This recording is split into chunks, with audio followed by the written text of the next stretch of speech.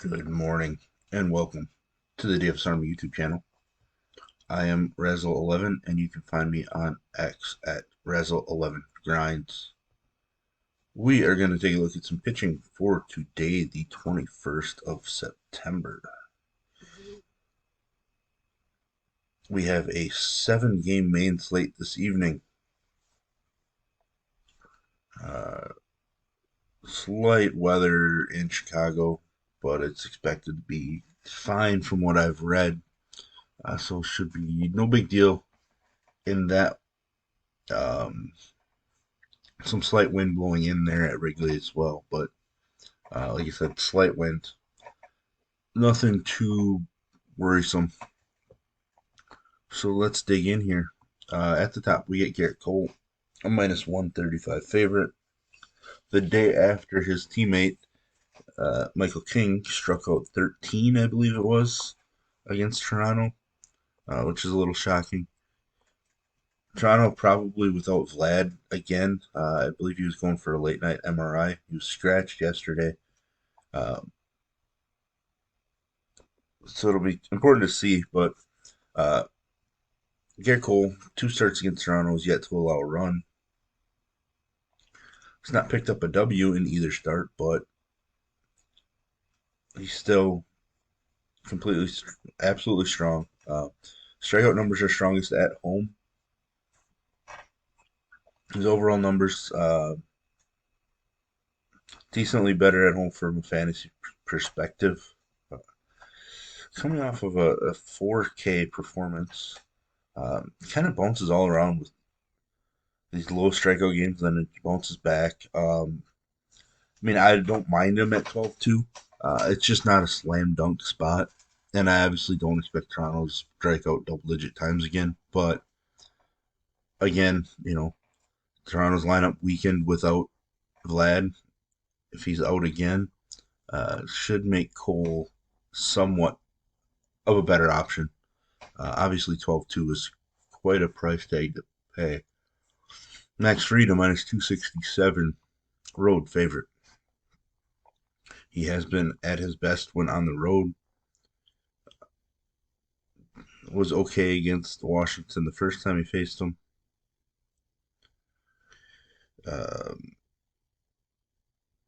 Dealing with a finger issue. Has not thrown in 9 days. Just a massive favorite, and we know that Washington doesn't strike out a ton, but it's still a pretty solid matchup for Max Fried on the slate. If he's not the chalkiest pitcher, then I think it'll be Skubal here, taking on the A's. Obviously, he's not as strong on the road. He did shut down the A's in 4 innings. One of his first starts back. It was actually his first one back. So, throwing the ball exceptionally well right now. A lot of strikeouts, 9 Ks in 3 out of his last 4 starts.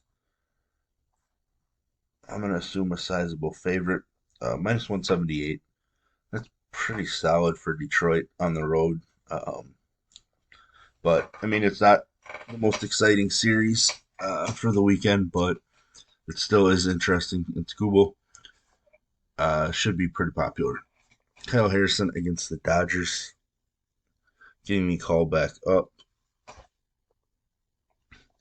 Hasn't been the greatest in his debut. He had the one elite start, and then aside from that, has not been overly strong. Bright future, a lot of some great stuff, but I'm just not using him against the Dodgers here. The Dodgers are a minus 190 home favorite.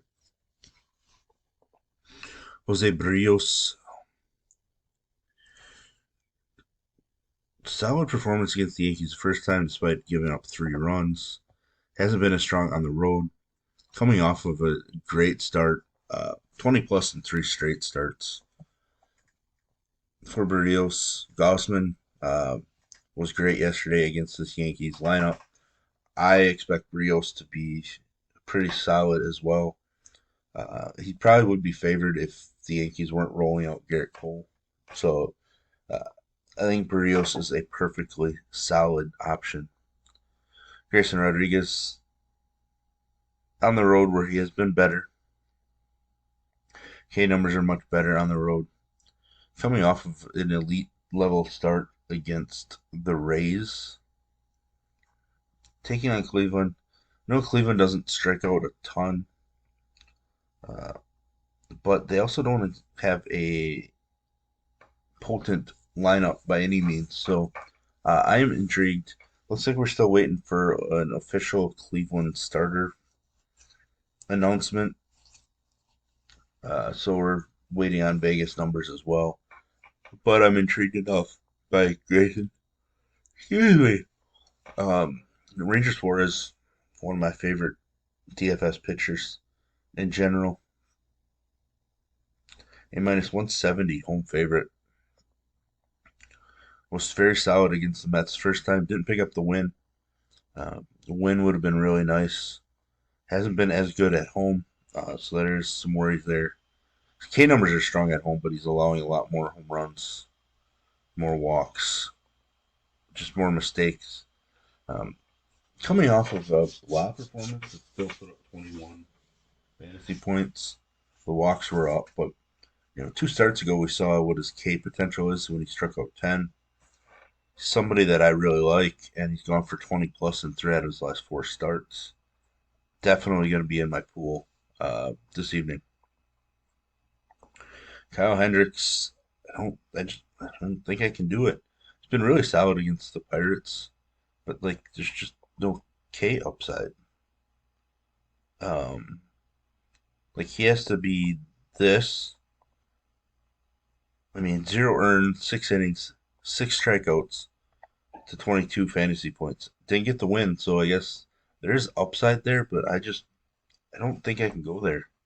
Um, Game total 8.5. He is a minus 165 favorite, so there are things working in his direction, but I just don't think I can go with Kyle Hendricks. If Hunter Gaddis were to start, I don't think I can have any interest in him against Baltimore. He's somebody that has some ability. He shut down the White Sox, obviously a different opponent, but uh, he's capable of doing it. But I'm just not gonna go there against Baltimore. Johan Oviedo, as you mentioned, the Cubs are a favorite. Hasn't been overly sharp against the Cubs. Strikeouts have been there. Strikeouts are strongest on the road. Coming off a solid start against the Yankees with the 5 Ks, their 5 walks, excuse me, are a little annoying. He walked 6 3 starts ago as well. But then we see some of these starts here where we know what kind of upside he has. The wind is actually blowing in.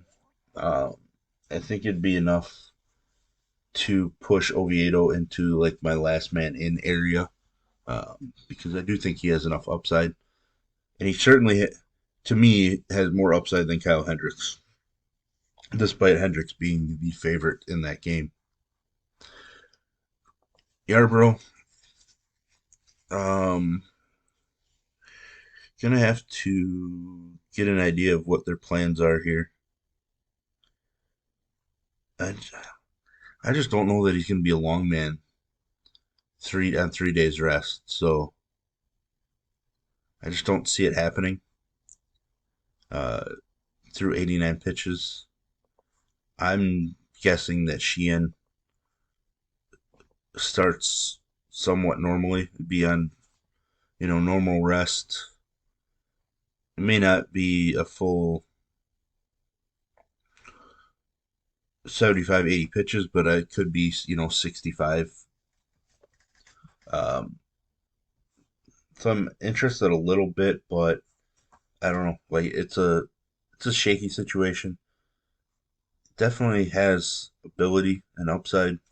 There are cases in the San Francisco lineup, but we did just see them get the gallon a little bit, which was annoying. Um, but Sheehan is certainly an option for me. But I need to learn what their pitching plans might be. Are they going to piggyback Sheehan with somebody? Are they? 3 to 4 innings and then going elsewhere. And that's the annoying part of this time of year. You know, teams are out of it, or teams are setting themselves up for the postseason, uh,